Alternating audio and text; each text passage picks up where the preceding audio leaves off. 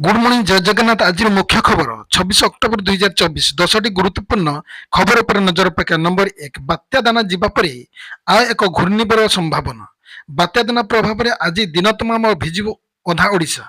9 जिला को red warning और 6 जिला को ऑरेंज वार्निंग जारी कला आंचलिक पाणीपाग विज्ञान केन्द्र। सेपरी जिला किसी जिला को येलो वार्निंग जारी कर आज अनेक स्थान में वर्षा हेब और रविवार ठारू पाग फिटिबा संभावना अच्छी। आज अधिकांश स्थान में वर्षा हेब। अनुगुड़, केन्द्रापड़ा, जगतसिंहपुर, कटक, खोर्धा, भद्रक, ढेंकानाल, जाजपुर और पुरी रे प्रबल अति प्रबल वर्षा 70 मिलीमीटर रु 200 मिलीमीटर जाए वर्षा हो पारे। एपरिक स्थान स्थान 200 मिलीमीटर अधिक वर्षा आशंका रही। ए 9 जिले में रेड अलर्ट जारी कर बात्या दाना जीवा पर पुणी आउ एक घूर्णिबलय आसुची। संभवतः आसंता नवेम्बर 5-6 तारिख बेलू उत्तर अरब सागर और पार्श्ववर्ती पूर्व केन्द्रीय बंगोपसागर में एक घूर्णिबलय सृष्टि होवार संभावना अच्छी। नंबर 2, पुरी आसिक पर्यटन को अनुरोध कले जिलापाल। आज महाप्रभु साधारण दर्शन। महाप्रभु कृपार बात्या दानार प्रभाव पुरी में पड़ी ना, एणु पर्यटक मानक पुरी आसवाई अनुरोध कर पुरी जिलापाल सिद्धार्थ शंकर स्वयं। बात्या को दृष्टि रखी पुरी जिला प्रशासन पक्ष जारी होता कटकणा को कोहल कर जिलापाल सिद्धार्थ शंकर स्वयं एने सूचना देते। बात्या जो पुरी छाड़ी पर्यटक मानकर निज घर को फेरी जावाई प्रशासन पक्ष परामर्श दी जाइथिला। तेणु एबे पर्यटक माने पुरी आसी महाप्रभु दर्शन सह समुद्र कूटे बुलाबुली करें बोली जिलापाल।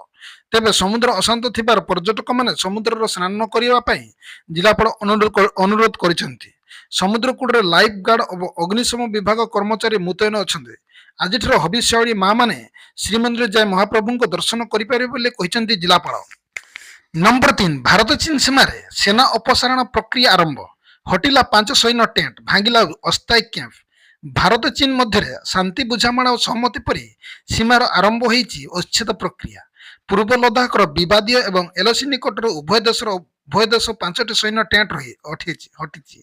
यह सहित अस्थायी निर्माण भंगा जाइए। वर्तमान समय विवादीय अंचल सेना अपसारण जारी रही जमापड़ी। भारत चीन मध्य विवादीय सीमा को नहीं गत 4 वर्ष है उत्तेजना लगी रही। ए बद धीरे धीरे शेष हो। 2 दिन पूर्व प्रधानमंत्री नरेंद्र मोदी और चीन राष्ट्रपति सी जिनपिंग मध्य ब्रिक्स सम्मेलन में द्विपाक्षिक आलोचना होता। यापर पूर्व लद्दाखर विवादीय सीमार 2 देशर सैन्य अपसारण प्रक्रिया जारी रही। डिपसांग एवं डेमचक्रे स्थायी कमांडर सेना अपसारण और सेना टेंट हटाइबा कार्य उपरे नजर रखिछन्ती। वर्तमान सुधा 5 सैन्य टेंट एवं अस्थायी कैंप भंगा जाइथिबा सूचना रही। नंबर 4, मोबाइल रिचार्ज पर एबे टीवी देखिबा हेला महंगा। बढ़िला 18% जीएसटी। मोबाइल रिचार्ज पर एबे टीवी देखिबा हेला महंगा। केबल टीवी ऑपरेटर टाइप एवं जीएसटी वृद्धि करने सरकार घोषणा करछन्ते। बेसरकारी टेलीकॉम ऑपरेटर एयरटेल, जियो एवं वोडाफोन यूजर्स माने मोबाइल रिचार्ज महंगा हैला परे लोक माने बहुत क्रोधित हो जाइथिले। लक्ष लक्ष उपभोक्ता सेमानक नंबर सरकारी टेलीकॉम ऑपरेटर बीएसएनएल को सपोर्ट करथिले। मोबाइल रिचार्ज पर एबे सेमान जो माने घरे टीवी देखुछन्ते सेमानक मध्य अधिक खर्च करिया को पड़िबो।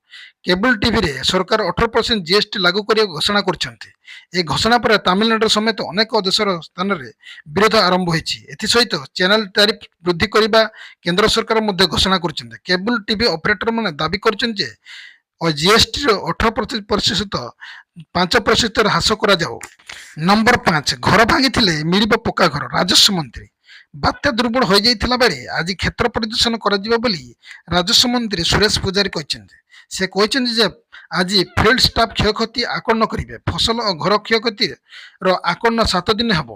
घर भांगी जाता लोक पक्का घर प्रदान कर निष्पत्ति आज रियल भाव प्राथमिक आकलन कर। बात्या जो भद्रक, केन्द्रापड़ा विशेष भाव में प्रभावित बोली सुरेश पूजारी कहते।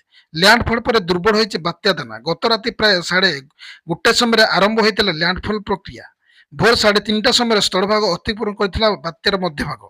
स्थलभाग अतिक्रम करने समय पवन बेग घंटा प्रति 100 ରୁ 120 किलोमीटर भितरकनिका हाबिड़ी खटी नेचर कैंप एवं धामरांडी कोटे दे स्थलभाग अतिक्रम करथिला बात्यार दाना। नंबर 6, धीरे धीरे शांत होइछि दाना। सइला लैंडफॉल प्रक्रिया। शेष होला बात्यार दाना लैंडफॉल प्रक्रिया। तांडव रचिला पर धीरे धीरे शांत होइछि दाना। शुक्रवार मध्यरात्रि प्राय 12:05 बात्या स्थलभाग छुईबा पर भितरकनिका और धामरा अंचल पवन बेग वृद्धि पाइथिला। राति सारा तांडव रचिथिला दाना। एबे बात्या दानार लैंडफॉल प्रक्रिया शेष होइथिबा बेले भीषण बात्या दुर्बल होई बात्या को रूप नेछि। ବର୍ତ୍ତମାନ ଏହା ଦୁର୍ବଳ ହୋଇଛି, ଘଣ୍ଟାକୁ 10 କିଲୋମିଟର ବେଗରେ ଗତି କରୁଛି। ତେବେ ଆଜି ସକାଳ ସୁଦ୍ଧା ବାତ୍ୟା ଦାନା ଲ୍ୟାଣ୍ଡଫଲ୍ ପ୍ରକ୍ରିୟା ଶେଷ କରିବାର ପୂର୍ବ ଆକଳନ କରାଯାଇଥିବା ବେଳେ ଏଥିରେ ବିଳମ୍ବ ହୋଇଥିବା କହିଛି ପାଣିପାଗ ବିଭାଗ। ପାଣିପାଗ ବିଜ୍ଞାନୀ ସୂଚନା ଅନୁସାରେ ଦୁଇଟି ଆଣ୍ଟି ସାଇକ୍ଲୋନିକ ସର୍କୁଲେସନ ଏରିଆ ସୃଷ୍ଟି ପାଇଁ ଲ୍ୟାଣ୍ଡଫଲ୍ ପ୍ରକ୍ରିୟା ବିଳମ୍ବ ହୋଇଛି। ନମ୍ବର 7 ଜିଶାନ ସିଦ୍ଧିଙ୍କ ବଡ଼ ଦାବି, କହିଲେ ଟଙ୍କା ପାଇଁ କରାଯାଇଛି ବାପାଙ୍କ ହତ୍ୟା। ମହାରାଷ୍ଟ୍ର ରାଜନୀତି ହଲଚଲ, କଂଗ୍ରେସକୁ ଲାଗିଯାଏ ବଡ଼ ଝଟକା। ଏନସିପି ଅଜିତ ପାୱାର ଦଳରେ ଯୋଗ ଦେବା ପରେ ଜିଶାନ ସିଦ୍ଧିଙ୍କ ଏକ ବଡ଼ ଦାବି କରିଛନ୍ତି। ଟଙ୍କା ପାଇଁ ତାଙ୍କ ବାପାଙ୍କ ହତ୍ୟା କରାଯାଇଛି ବୋଲି ସେ ଦାବି କରିଛନ୍ତି। ବର୍ତ୍ତମାନ କଂଗ୍ରେସ ଶିବସେନା ଉଦ୍ଧବ ଠାକରେଙ୍କ ଚାପରେ କାର୍ଯ୍ୟ କରୁଛି। ଆଜି ଉପମୁଖ୍ୟମନ୍ତ୍ରୀ ଅଜିତ ପାୱାରଙ୍କ ଉପସ୍ଥିତିରେ ବିଧିବଦ୍ଧ ଭାବେ ଦଳରେ ସାମିଲ ହୋଇଛନ୍ତି ବାବା ସିଦ୍ଧିଙ୍କର ପୁଅ ଜିଶାନ। ଆଜି ଅଜିତ ପାୱାରଙ୍କ ଏନସିପି ଦ୍ୱିତୀୟ ପର୍ଯ୍ୟାୟ ପ୍ରାର୍ଥୀ ତାଲିକା ଘୋଷଣା କରିଛି, ଯେଉଁଥିରେ ଜିଶାନଙ୍କ ଭଦ୍ରା ପର୍ବ ଆସନର ଟିକେଟ ମିଳିଛି। କଂଗ୍ରେସରେ ଥିବାବେଳେ ଜିଶାନ 2019ରେ ଏହି ଆସନକୁ ପ୍ରାର୍ଥୀ ଦେବା ସହ ବିଜୟୀ ମଧ୍ୟ ହୋଇଥିଲେ। ଚଳିତ ନିର୍ବାଚନରେ ଜିଶାନଙ୍କ ଟକ୍କର ଦେବେ ଉଦ୍ଧବ ଠାକରେଙ୍କ ଭଣଜା ବରୁଣ ସରଦେଶାଇ। ନମ୍ବର 8 ମୁଖ୍ୟମନ୍ତ୍ରୀଙ୍କ ବଡ଼ ଘୋଷଣା, ଆଜି ଏ 3 ଜିଲ୍ଲାରେ ସ୍କୁଲ କଲେଜ ଛୁଟି। ମୋହନ ସରକାରଙ୍କ ବଡ଼ ଘୋଷଣା, ପ୍ରବଳ ବର୍ଷା ହେବାକୁ ଥିବାରୁ ଏ 2ଟି ଜିଲ୍ଲାରେ ସ୍କୁଲ କଲେଜ ଛୁଟି ଘୋଷଣା କରିଛନ୍ତି ସରକାର। ବାତ୍ୟା ଦାନା ଶୁକ୍ରବାର ରାତି 12ଟା ପରେ ସ୍ଥଳଭାଗ ଅତିକ୍ରମ କରିଛି। ଏବେ ତାହା କ୍ରମଶଃ ଦୁର୍ବଳ ହୋଇ ଗଭୀର ଅପପତରେ ପରିଣତ ହୋଇଛି।